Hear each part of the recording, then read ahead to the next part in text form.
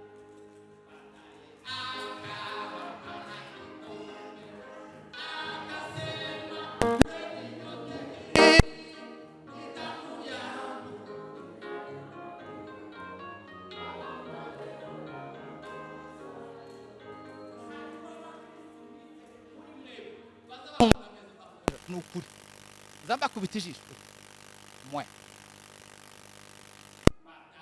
akapana kikombe akasema yweni nyote hii ni damu inayo kwaondoleo aravuga ngo abo niba dufitanye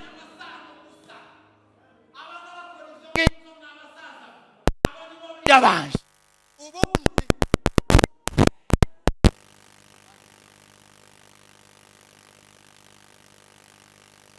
iyo umuntu yarwaye agakama amaraso. When you become sick and you no longer have blood, they take them to the hospital. That you need to be added some more blood. Maybe there are some you've donated blood to. They first test the groups. They take blood from people. There's some things they do so that they can see the blood is well. And again they donate it to you. And they help him at that time.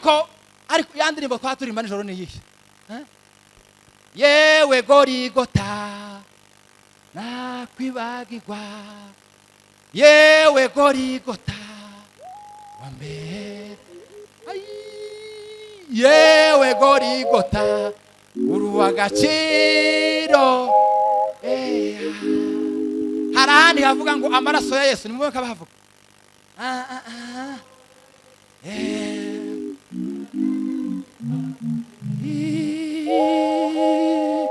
oh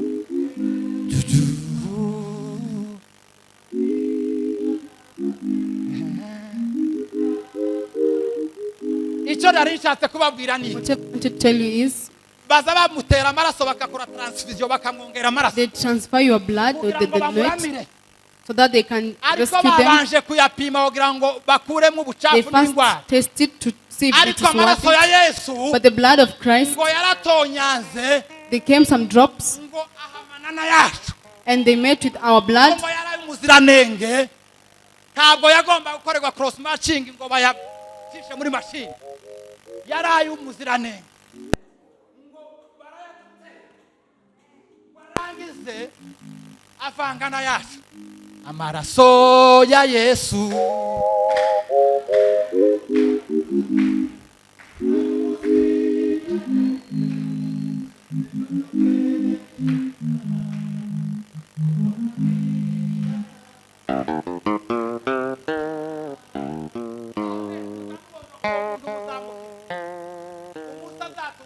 muzamukira nasanga utiteguye uwo muntu mwomukira yama babwira marayika ngo ni mumurebe upagire niko ngo azaga kandi ngo yaje yoroheje nk'umwana w'intama ariko ngazaza ameze nk'umwana w'intama intare niyo nyamaswa ya mbere kuri nyamaswa zose kandi izayivuga nabonye aho babica umunsi umwe wacu jewe nuko niyo mfisitinya kuko numvise aho ihayivuga abagabo bayiteye amacumu ni bari 90 nanga ariko bakaza badukuma kabatumuri yo dukwiye azaza ameze nk'ukiyo igitonyanya namana